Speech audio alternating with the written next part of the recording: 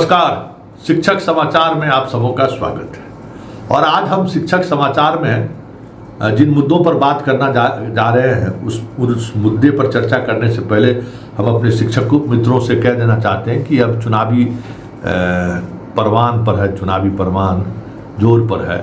समझ ही सकते हैं, व्यस्तता बड़ी बढ़ गई है। फिर आपके मैसेज का जवाब भी नहीं दे पा रहे हैं, फ़ोन कॉल्स को भी इंटरटेन नहीं कर पा रहे हैं, तो ये अभी चलेगा प्लीज़। लेकिन आज बैठक है तो बैठक पर क्या क्या खास होगा, क्या होना है, मेरी नज़र भी उस पर है। नज़र ही नहीं है, बहुत कुछ है। जो बैठक में 2-3 बातें, नई बातें सामने इंक्लूड की गई है आज की बैठक में, उस पर चर्चा करने से पहले तबादले नीति को लेकर एक बड़ी खबर है। देखिए, सिद्धार्थ के तबादले नीति की हाल के दिनों में विभाग के द्वारा समीक्षा की गई है और वो समीक्षा पूरी तौर पर मुख्यमंत्री सचिवालय के आदेश पर हुई है। और उस समीक्षा में जो बातें सामने आई हैं वो कहीं न कहीं उससे नीतीश खुद असहज है। अधिकांश ग्रामीण इलाके के स्कूल में टीचर नहीं है। एक स्कूल में जहाँ 2 रूम का कमरा है वहाँ 20-20 टीचर है। मतलब पूरे जो सरकार जिस उद्देश्य से बहाली किया सरकार ने, वो पूरा उद्देश्य ही समझिए कि सरकार का फेल हो गया है। अब विधायक लोग जा रहे हैं वोट मांगने के लिए, तो लगातार उनको शिकायतें ग्रामीण की तरफ से मिल रही है कि देखिए हमारे स्कूल में अब कुछ टीचरें नहीं है, सब टीचर भाग गया है। तो वो बातें मुख्यमंत्री आवास में लगातार पहुंच रही है।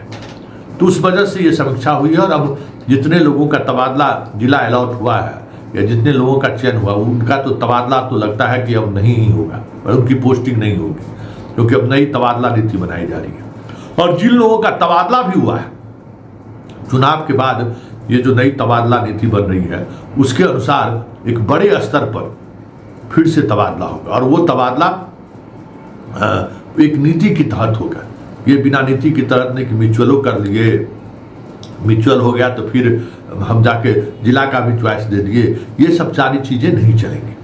मतलब इस तरीके का नीतिगत निर्णय विभाग ने ले लिया है और ये चुनाव खत्म होने से पहले वो नीति बन जाएगी कि तबादला का नीति क्या होगा। वो नीति मतलब एक गजट में वो नीति प्रकाशित होगी। मतलब जो सरकार का जो अपना विभाग का जो एक नियमावली है, वो नियमावली के तहत अब सारी चीज़ें होंगी। उस तरीके से नहीं जिस तरीके से सिद्धार्थ ने कर दिया, जिस तरीके से अभी मंत्री अपने अंदर टेबुल अपने विभाग से करवा लिए। ये सारी चीज़ों की जानकारी मुख्यमंत्री सचिवालय को है और इस पर अब बृहद समीक्षा के बाद पूरे विभाग को इन सब मुद्दों पर गंभीरता से विचार करने को कहा गया है और एक तबादला नीति बनाई जाएगी।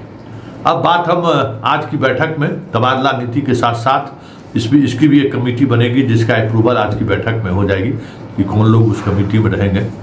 इसके अलावा जो महत्वपूर्ण बातें हैं जिस पर चर्चा होनी है, एक बात हम पिछले 5-6 दिनों से शिक्षक के नेता और शिक्षकों से भी हम ये सवाल करते रहे कि सेवा निरंतरता और वेतन संरक्षण में फर्क क्या है। सेवा निरंतरता का लाभ मिलेगा तब आपको क्या आउटकम आएगा, और वेतन संरक्षण का लाभ मिला तो क्या आपको नुकसान होगा। कोई शिक्षक या शिक्षक नेता मजबूती के साथ जवाब नहीं दे पाए। सिर्फ आपके जो पूर्व सांसद हैं और आपके एसोसिएशन के बड़े पदाधिकारी हैं, बेगूसराय के पूर्व सांसद, उन्होंने कहा क्या कि वेतन निरंतरता बिना सेवा संरक्षण का हो ही नहीं सकता है। विभाग मान ली होगी सेवा संरक्षण, तभी वो वेतन निरंतरता दे सकती है उसे, लेकिन विभाग को ये घोषणा करनी चाहिए। तो उसी घोषणा की बात हो रही है। एक लेटर भी आप दे रहे थे कि आप लेटरवा दिक्कत क्या है कि एक किसी शिक्षक को मिला तो सारा शिक्षक सब हम ही को भेजना शुरू करते, एक बार इसको अवश्य पढ़े।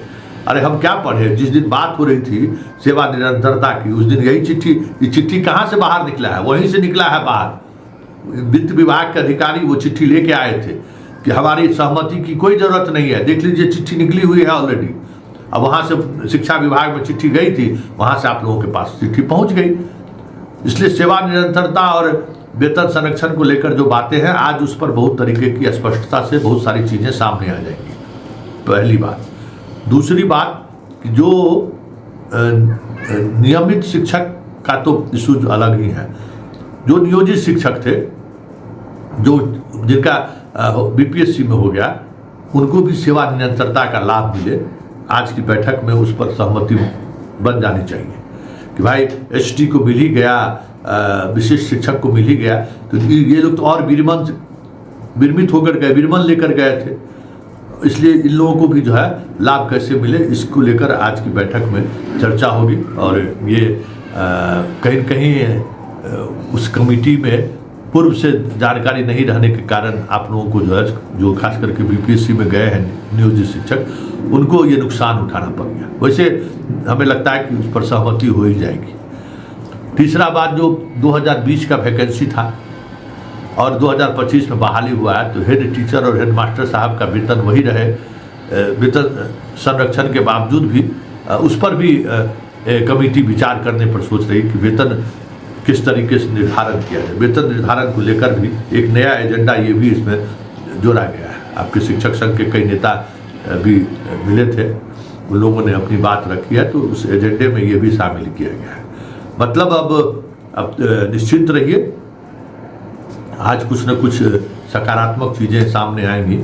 लेकिन एक बात जो सबसे महत्वपूर्ण बात है कि तबादले की वजह से जो गांव की स्कूल जो खाली हो गया है, जो लोग होशियारी किए हैं उस तबादले में, बीमार नहीं है, बीमार के आधार पर ले लिए हैं, सर्टिफिकेट के आधार पर ले लिए हैं, सबका शिकायत पहुंचना शुरू हो गया है।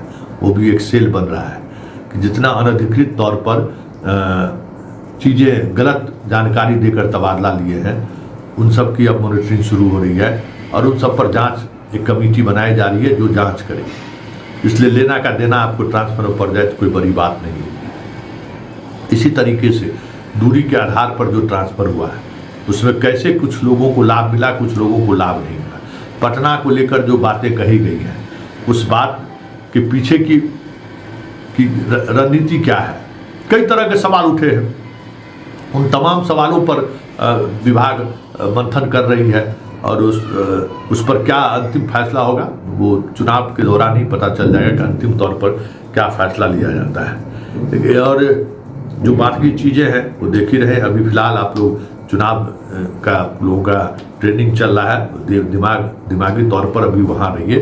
ट्रेनिंग को लेकर जो चीज़ें चल रही हैं, दी जा रही हैं, उसको ग्रहण कीजिए, क्योंकि एक बड़ी जिम्मेवारी आपके कंधे पर है निष्पक्ष और शांतिपूर्ण चुनाव कराने का। सारा जिम्मेवारी तो आप ही के पास है ना, उस जिम्मेवारी का निर्वहन कीजिए। टाइम्स ऑफ स्वराज तो आपके साथ खड़ा है ही। कुछ भी छोटी बड़ी खबरें होंगी आप तक जरूर पहुंचाएंगे। फिलहाल इजाज़त दीजिए, नमस्कार।